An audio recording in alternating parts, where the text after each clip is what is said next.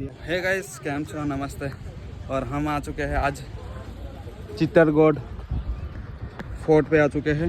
और यहाँ पे देख सकते हो बहुत ही बढ़िया वाला नज़ारा हमको दिखाई दे रहा है यहाँ पे चित्तौड़गढ़। कौन सा महाराणा कुंभा ने इसका निर्माण इसलिए करवाया क्योंकि मालवा और गुजरात, मालवा एमपी का राजा होता है महमूद शाह और गुजरात का राजा होता है अहमद शाह, जिसने अहमदाबाद सिटी बसाया। दोनों मुगल राजा को महाराणा कुंभा एक ही युद्ध के अंदर पराजित कर देते, उसी विजय के उपलक्ष्य में महाराणा प्रताप के दादा पीछे से। तो पहला जोर हुआ था 1350 में अलाउद्दीन खिलजी ने। अलाउद्दीन खिलजी यहाँ के राजा रावल रतन सिंह जी को सरेंडर होने के लिए बोलता है, लेकिन यहाँ के राजाओं को सर कटाना मंजूर था, लेकिन सर झुकाना मंजूर नहीं। मुगलों के सामने सर नहीं झुकाया तो राजा युद्ध करने जाते हैं। राजा जो है युद्ध में वीर गतियों प्राप्त होते हैं। तो उनकी जो रानी होती है, रानी पद्मिनी, वो 16,000 लेडीज़ के साथ जिंदा के अंदर कूद के अपने प्राणों का बलिदान देती है। सबसे पहला और सबसे बड़ा, सबसे ऐतिहासिक जोहर। उसके बाद दूसरा जोहर होता है 1535 में गुजरात का बहादुर शाह अटैक करता है। तब रानी कर्णावती जो है वो 13,000 दासी के साथ दूसरा जोहर करती है। और लास्ट जोहर होता है 1568 में अकबर इस किले के ऊपर अटैक करता है।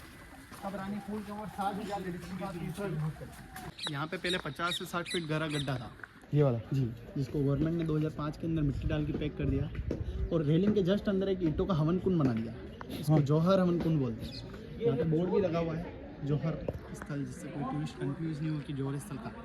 तो तीनों जौहर इसी स्थान पे हुए, उसको पैक करके यहाँ पे हवन कुंड बना दिया।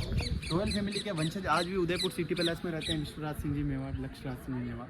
तो उदयपुर से चित्तौड़ आके इस हवन कुंड के अंदर हवन करते हैं रानी और दासियों की आत्मा की शांति के लिए। चित्तौड़गढ़ फोर्ट तो सबसे पहले इसी कुंड का फोटो आएगा, उस तरफ से फोटो लिया गया, पूरा बैकग्राउंड कवर होता है। इसका नाम गौमुख कुंड है।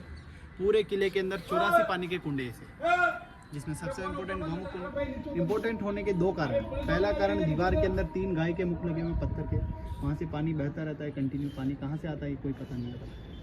दूसरा कारण ये है कि राजाओं के समय में पर्दा पड़ता थी, रानियाँ पर्दे में रहती, किसी गैर मर्द के सामने नहीं जाती। तो राजा ने महल के अंदर से टनल बनाया। टनल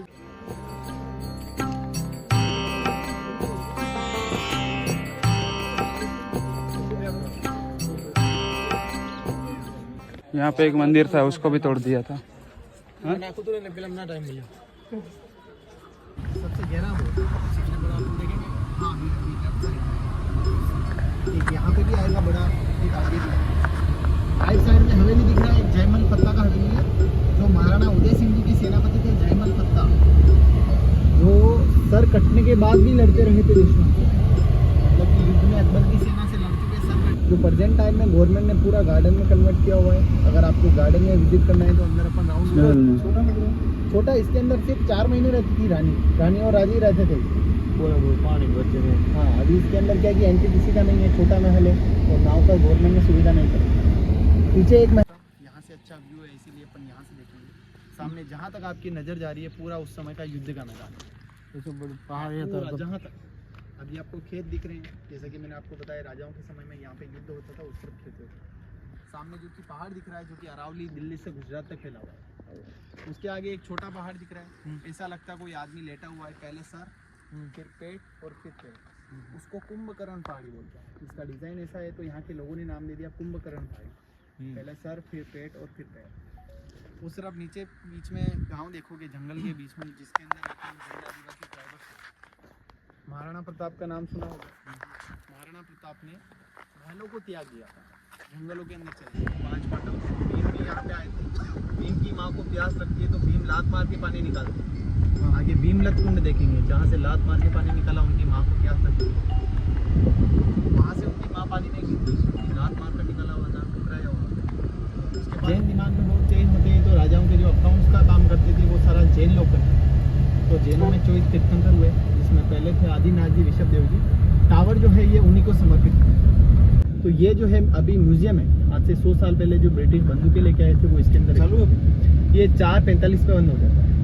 ये स्टेट गवर्नमेंट के अंडर में, इसलिए इसका टाइमिंग अलग है। अगर सेंट्रल गवर्नमेंट के अंडर में होता तो अपन अभी देख सकते हैं।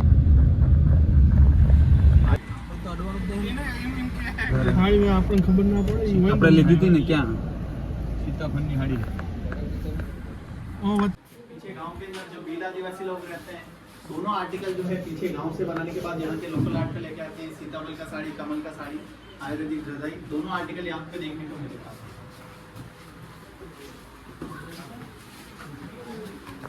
गाइस हमने चित्तौड़गढ़ का फोर्ट देखा अभी और हमने गाइड हायर किया था सिर्फ 100 रुपीज में और उसने ऐसा एक्सप्लोर करके दिखाया, मतलब बताया भी अच्छा कि बहुत मजा भी आया। तो आप लोगों को मजा आया? बहुत बढ़िया, एकदम बढ़िया एक्सपीरियंस। 100 रुपए तो कब से वसूल हो गए हैं। हाँ, स्टार्टिंग में हमारे 100 रुपए वसूल हो चुके थे। वो भाई जो थे वो भी बहुत बढ़िया, उन्होंने सब दिखाया। हाँ, फोटो भी हमारी बहुत अच्छी वाली खींच के दी उन्होंने। और यहाँ पे जो बंदेगी, यहाँ पे जो आदिवासी लोग रहते हैं उन्होंने किस में से बनाया था वो साड़ी? हाँ, सीताफल में से साड़ी बनाई थी। और तुलसी जो वो जंगल में मिलती है ना, वो वाली तुलसी की बनाई थी। हाँ, और वो लोटस में से भी बनाई थी। तो बहुत सारा यहाँ पे प्रोडक्ट भी मिल जाएगा आपको, फॉरेस्ट में से जो भी बनाते हैं वो। हाँ, तो यहाँ पे आप एक बार तो आपको विजिट करना ही चाहिए। और गाइड जो होते हैं वो नीचे से बाइक लेके आएंगे, वो गाइड उनके साथ मत जाना, आप ऊपर ही डायरेक्टली चले आना। वहाँ पे आपको अच्छे वाले गाइड मिल जाएंगे और 100 रुपीज ही लेंगे कोई भी, तो आप देख लेना, ठीक है। चलिए, और यहाँ से हम डायरेक्टली अहमदाबाद निकलते हैं। बाय बाय गाइस, मिलते हैं दूसरे नए से प्यारे से व्लॉग में। तब तक के लिए बाय बाय, टाटा सी।